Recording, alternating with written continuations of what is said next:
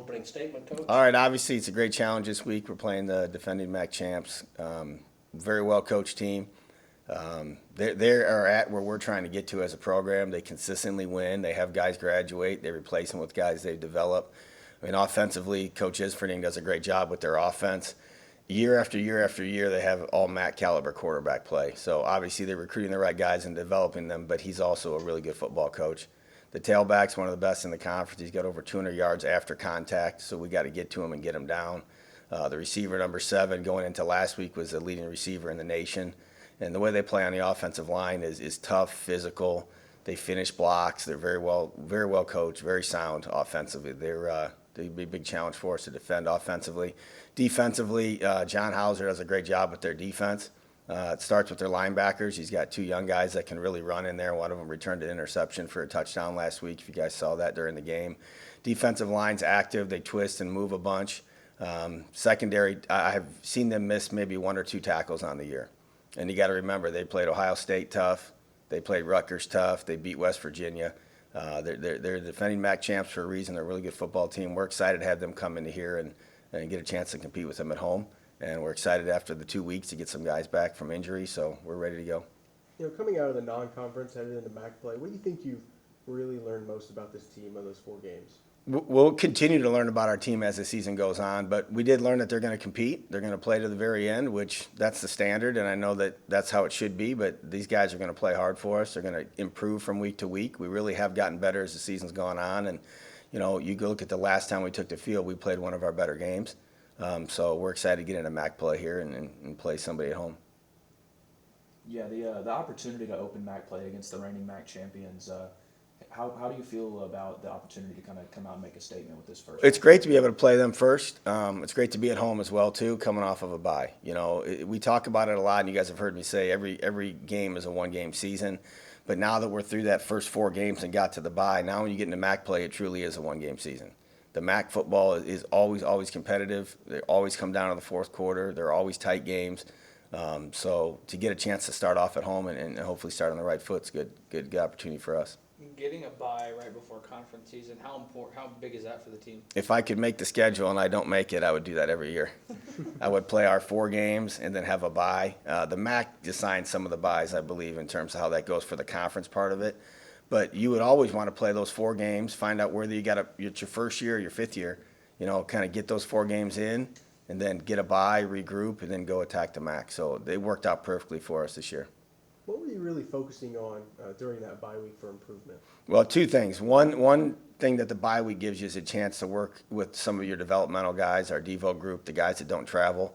So those guys got 2 practices where they got to go out there and run our offense and defensive schemes and do some special teams drills and compete to try to get on the field. And that's important for us this year because as we have some injuries, some of those guys that aren't traveling are going to play. And I remind them of that all the time. There's a lot of football left this season. There's some guys that aren't playing much right now that we will need to play. So for those guys to develop and get coached and have the scripts and not just run the scout team stuff was good. And some guys did do some really nice things in those practices.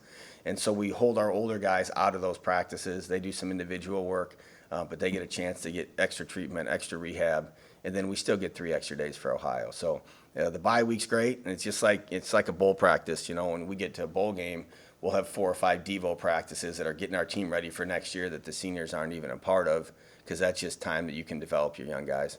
And that'll pay off this year, but it'll pay off down the road too. Yeah, on the topic of the bye week, how did you spend your Saturday off? I went and watched Gearin get absolutely destroyed by Chittard in the JV football game my son was playing. And then we went and watched some of the Alabama-Georgia game. Okay. Good game to watch. It was a good game, yeah. I fell asleep on the couch, though, so I didn't get to make it through the whole game. You talked about coaching in the MAC. Every game goes down to the fourth quarter. I guess what's it like as a coach to know that every time you take the field in the conference game, it's going to be a dogfight? Yeah, it's great. That's all you want as a coach. You want to be able to play. I always tell our team, you want to play a worthy adversary. You want to play somebody that's really well coached, that has good players just like you do, that you can go out and compete and try to out-execute and out-discipline and out-physical and win. So it's exciting. And the other side of it's true, too. The teams at the top of the league, they got to show up every Saturday, too, now because, there's always upsets. And it's not an upset. It's just one team showed up ready to play and one didn't. But in conference play, it's usually pretty even. feeling? Good. All right. It? Yep. All right, we'll open it up for questions for reserve quarterback Qian Magwood. Oh, man. Qian, how have you really seen this offense change and evolve from week 1 to where we are now? I would just say this the maturity level, just not making the same mistake twice, learning from it, learning from the things that we put on tape, and just the growing pains, just as overall just growing. Yeah, the opportunity to host the reigning MAC champions for your first conference game. How much of a opportunity to make a statement is that for you guys? I wouldn't necessarily say it's a statement. Just kind of just get the feel back in the building. With it being MAC play, it's always big just to get a win at home, definitely. But with it being MAC play, it's definitely a little bit bigger. So I wouldn't say it's not necessarily a statement, but it's definitely just a good boost for the team. Definitely to get a win. With this being your final MAC season, what are the emotions like going into this first game? Man, I mean, pretty much just every game this season, I kind of been like, I'm pretty much a passionate guy, for the most part, but it's been a little bit, just an extra bit more, lately. So it's going to be good, man, especially with this, kicking off MAC play and being at home. So I'm just excited. What has this conference meant to you over your time here? It's a competitive conference. That's just what it really means to me. You just know every week that you're going to have a chance to compete. There was I think it was 26 one score game, like between, it comes down to one score. So you just know every week you're going to get a good opponent. You got to go out there and perform. I know Kevin alluded to it. I don't think we were able to talk about it after UConn, but what was it like throwing that touchdown pass? Oh man, I mean that was cool, man. I can't lie. Kiael really made the play though, because I kind of underthrew him. But yeah, it was good though. It was definitely good. Yeah, I mean, that wasn't the only big play that you were responsible for in that game. You had the big catch and run to set it up. So to be able to go out in that game and make those big plays, how much confidence does that give you coming after the bye week into MAC play? I would say that's good. It's always good to go make plays, and when your number's called. But I'm kind of just even keeled with it. Just got to finish that play. If I want to score right there, hey, who knows? I might not even have to throw a touchdown. So just never really get too high, get too low. It's kind of like where I like to stay. Yeah. Oh, sorry. Speaking of guys making plays in that game, Donovan Hamilton, young receiver, really stepped up. What was it like to see a younger guy get out there and get some action? Yeah, that was definitely exciting, especially knowing the work that Donovan put in. So just going out there and seeing that coming to life is definitely good for him and for the team. You talk about the throw from Kelly. Is that kind of a preview of what this offense can do with it being such a versatile offense? I mean, yeah, hopefully, we got a lot of athletes, a lot of playmakers on the field, and shoot, at any given time, anybody can make the play. So it's definitely exciting playing with these guys. Coming off a bye week, what's the difference, for you compared to coming off a game and having a game the week after, where you have that week to kind of prepare? I wouldn't say there's much of a difference, other than like you just have more time to prepare for their opponent. We have a whole extra week, to prepare for them while they're still preparing for their next opponent. So I would just say, other than getting a jump on their opponent, there's no different approach to it. You still have the same routine, same type of treatment regimen. Just try to stay in the flow. Yeah, on the topic of the bye week, how did you spend your Saturday off? Anything exciting going on? Just watching ball, man. Watching OU, watch the BG game. Just trying to check out ball, check the landscape of college football, definitely. Yeah, what did you see from the Ohio, especially on their defense, that you think maybe will be a key for you guys in this game coming up? They definitely, just to give credit to them, they definitely play well together as a unit. Their front, definitely get to the quarterback well. Just a great group. They fly around. It's going to be a good game, definitely. Cool if you guys are. Good. All right. Appreciate you. Qian Magwood, Thanks, thank you, Qian. sir. Appreciate you being here. Thank you. Thank Well, we appreciate you as always. What's kind of the main focus for you guys coming out of that bye week, getting ready to open up conference play? Just preparing, honestly, getting healthy, just getting ready, because we know that these last 8 games going to be, tough battles, and, just getting prepared mentally, and, the biggest thing really is just getting back healthy. We got a lot of guys down, banged up. What do you think has been the greatest aspect of growth for you at the quarterback position here in those non-conference games?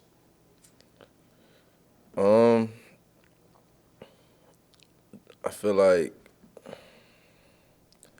I grew in, like, my decision making. I'll say, like, at times 2 years ago I was a little unsure, but like now I'm able to go out there and just trust, and like not play with like a sense of worried if, if I do good or if I do bad, then, what's next, So, like, just playing with confidence and, just feeling like, myself again. Do you feel like having the bye week ahead of your first conference game where you can watch all the other conference teams, do you think that kind of gives you guys an advantage? Yeah. I mean, I guess whenever your bye week would come, it has its, ups and downs. But for us, I think it came at a perfect time, just with, like I said earlier, the little injuries that, just needed a little rest to fix. So that helped us. And you also get like a mini bye too later in the year. So like, I guess this worked out for us because our schedule is like kind of enforced. So we get to regroup after 4 games, I would say. So that's I think that was good, especially with like you said, the MAC play coming up. We haven't played a MAC team yet, so we got to see how we stack up against teams not in the MAC, and now we know what we can do, and it's really just confidence going into the MAC play. You had the opportunity to host the reigning MAC champions as your first MAC game. Do you view that as kind of an opportunity to go out there and make a statement against a team that's viewed as one of the top teams in the conference? Yeah. How I see it as like a MAC championship game. Like we want to be there, and this is one of the few teams that we would see there. So this is just a preview of what we want as a team, So like we understand it's gonna be a championship football game. So I think we just we get a chance to, showcase and really just put on tape, what we've been working for, and that's to, get to a level that those guys are at. They won it all last year, and they, playing good football this year. So, it's gonna be fun. You've been in this conference for some time now. What's it like knowing that all these games are really, really super competitive? I believe that it gives you like it gives you like a feeling of of hunger, because that every team is like almost even. So like, what's gonna separate you from everybody else? So like, just remaining hungry, and I would say just playing the next play, because like the teams that win these MAC games are the physical teams and the ones that make the least mistakes and capitalize off those mistakes. So just playing the next play. If bad things happen, staying ready, because in my experience, the tough games that we lost, 2 years ago when I started, was the ones where, I didn't take care of the ball, I didn't play well. So just preparing mentally for that, just so I can be on my A game and, lead this team to win. You and I talked a few weeks ago about this being the last season, and now you kind of look at the start of the last MAC season. What is the emotions like going into that first game? I guess it kind of feels like the rest of the games this year. Really just taking it one game at a time. I try not to, now that the season's here, I try not to at least think about, it being the last and all this and that, because, I want to keep playing after this. So, it went by fast, but, I'm kind of glad it's here. Playing in this conference is fun. I feel like, this conference has been well to me, so I think it's going to be fun now to play 8 teams in the MAC. Yeah, I asked Coach U and Qian this. Just wanted to see how did you spend your Saturday off with the bye week? So Saturday, I was watching the Bowling Green and Ohio game that started at 12. I went and got a haircut, and then watched football the rest of the day. Really played the game with a couple of the guys. But I was just back and forth from the gaming chair to the couch. So I was chilling. Yeah, watching the Bowling Green Ohio game, is there anything you noticed from the Ohio defense that you think is going to be big for you guys? Yeah, I would just say that the biggest thing is they're aggressive, but not as aggressive as in play calling. More so like no matter what the play is, big or small they give up, you're going to feel the hit.